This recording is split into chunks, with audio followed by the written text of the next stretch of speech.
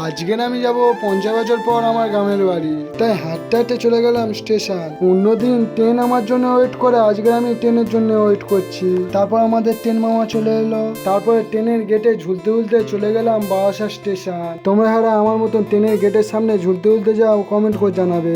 তোমরা যারা আমার ভিডিওটা বারাসাত থেকে দেখছো কমেন্ট করে জানাবে। তারপর বারাসাত স্টেশনে নেমে হাঁটতে হাঁটতে চলে গেলাম অটো ধরতে। তারপর অটো ধরে চলে এলাম মাইটিহাটে। তাই মাইটিহাটে নেমে অপেক্ষা করছিলাম, কারণ আমার বন্ধু বিএমডাব্লিউ করে আমার নিয়ে যেতে আসবে। তারপরে আমার বন্ধু সাইকেল না মানে বিএমডাব্লিউ নিয়ে চলে এসছে, তাই একটু সস্তায় হ্যান্ডসাপ করে ওই সাইকেলে বসে পড়লাম। তো ভাই আমার বন্ধুর সস্তা বিএমডাব্লিউ করে আমি যাই বাড়ি। তোমরা পার্ট 2 এর জন্য কমেন্ট করো ভাই।